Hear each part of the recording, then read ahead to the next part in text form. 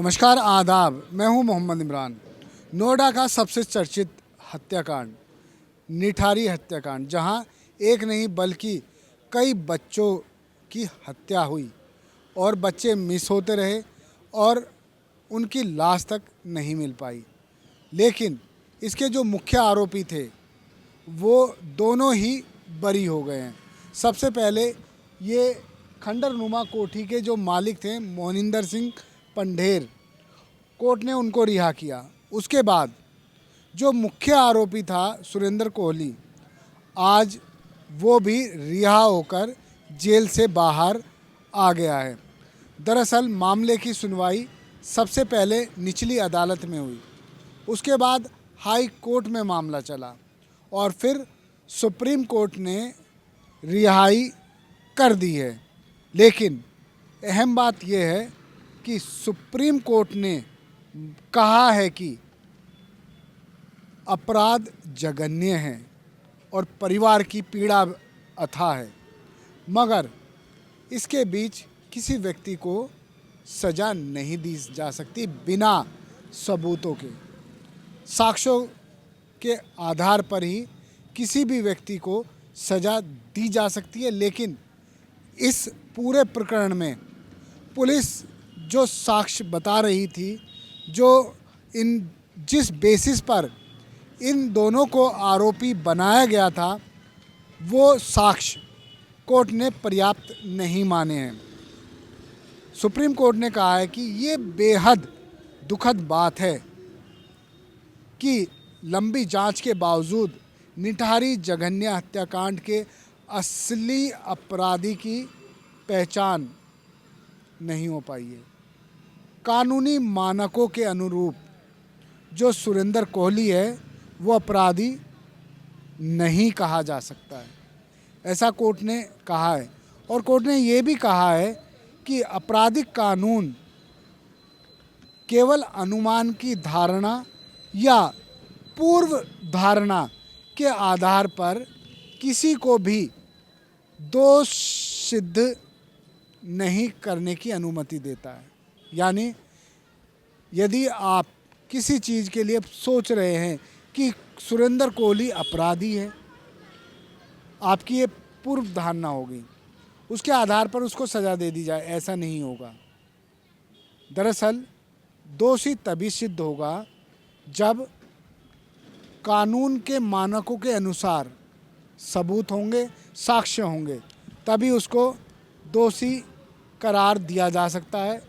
Supreme court ने ये भी माना है कि इस कोठी की अंदर ही अंदर खुदाई कराई गई ताकि ये पता चल सके कि जो बच्चों की हत्याएं की गई, जो बच्चे यहाँ मरे कथित तौर पर, तो यहाँ वो सबूत नहीं मिल पाए जो एविडेंस होने चाहिए थे, वो कोई एविडेंस पर्याप्त नहीं है। यानी जो पुलिस की जांच है, पुलिस का जो खुलासा है, सुप्रीम कोर्ट ने उस पर सवाल खड़े कर दिए हैं। सुप्रीम कोर्ट ने ये भी कहा है कि स्वीकारोक्ति के आधार पर अपराध सिद्ध नहीं हो सकता। अन्य मामलों में पहले ही सुप्रीम कोर्ट की ओर से स्वीकार किए जा चुके जो एविडेंस थे वो पर्याप्त नहीं है। वैधानिक शर्तों को वो सब एविडेंस यानी कानूनी मानकों को ये सभी एविडेंस पूरा नहीं करते हैं और रिकॉर्ड भी गुम हो चुके हैं।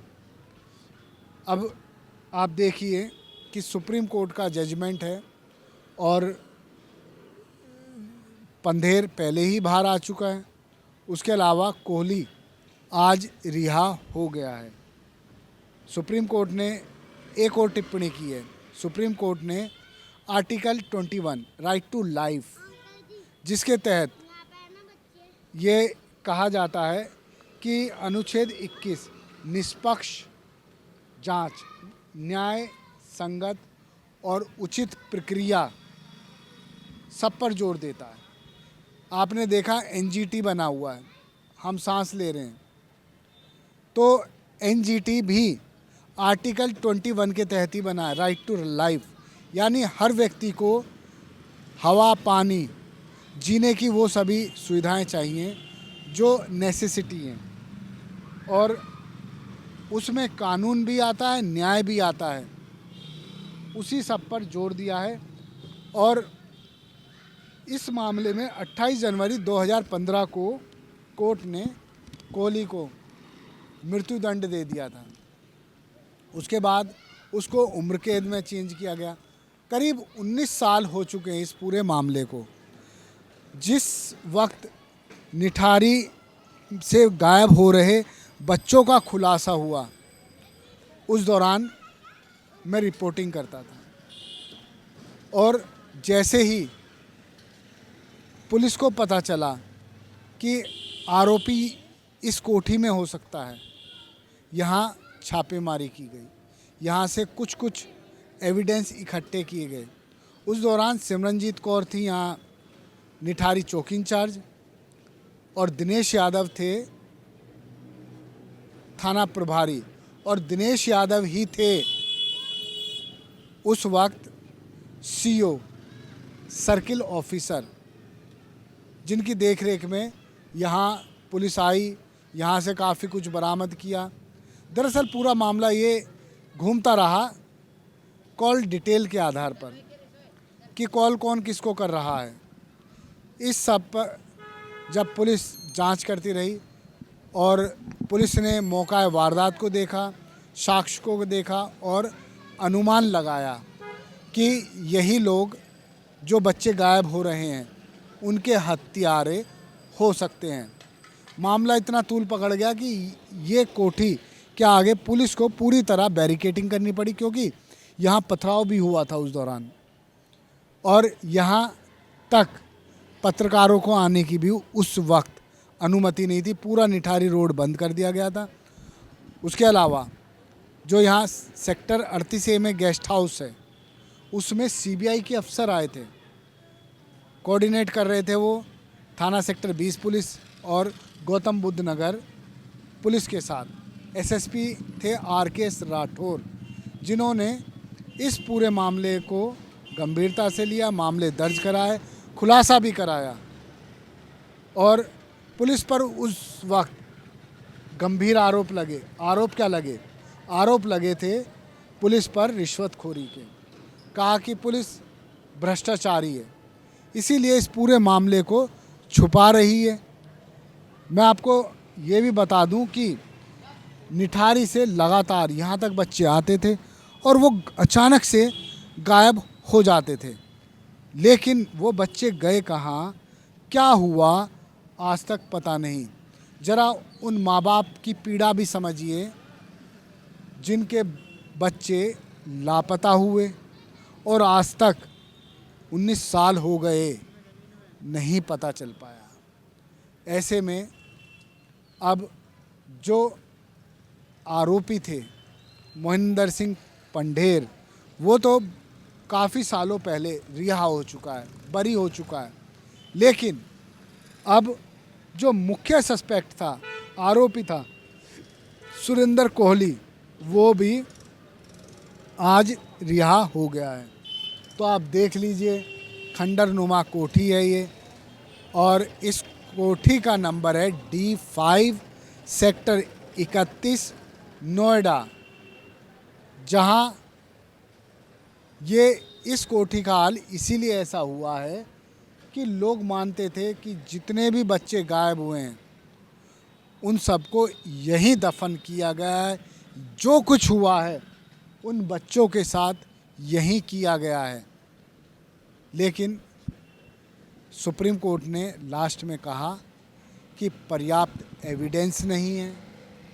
पर्याप्त एविडेंस ना होने के कारण ही सुरेंद्र कोहली को बरी किया जा रहा है, क्योंकि केवल थ्योरी के आधार पर ऐसा नहीं कहा जा सकता कि कोई अपराधी है। नोएडा पुलिस के सामने ऐसे ही 2 मामले हुए। निठारी तो पहला था, उसके बाद आया आरुषि हत्याकांड। उसमें उसके माता और पिता दोनों अभी भी जेल में हैं, मगर उनको भी एक वक्त पर बरी कर दिया गया था। अब हमने यहाँ जो पीड़ित हैं लोग, उनसे बात करने की कोशिश की, मगर आप समझ सकते हैं कि इस कंडीशन में वो लोग बात नहीं कर पा रहे, काफ़ी बूढ़े हो गए हैं, इसलिए उनसे बात ना करना ही बेहतर समझा। क्योंकि बात करने का मतलब ये है, वो रोते हैं, न्याय की उनको पूरी उम्मीद थी, लेकिन न्याय अधूरा है पीड़ितों की तरफ से। बेशक न्याय पूरा हुआ हो आरोपियों की तरफ से, तो हमारी जो न्यायपालिका है, हमारा जो न्याय प्रणाली है और न्याय का जो सिद्धांत है, वो यही कहता है कि किसी भी व्यक्ति को केवल अनुमान के या पूर्व अनुमान के, पूर्व धारणा के आरोपी नहीं कहा जा सकता। धन्यवाद। देखते रहिए जय हिंद जनाब। चैनल को लाइक और सब्सक्राइब करना ना भूलें। जय हिंद।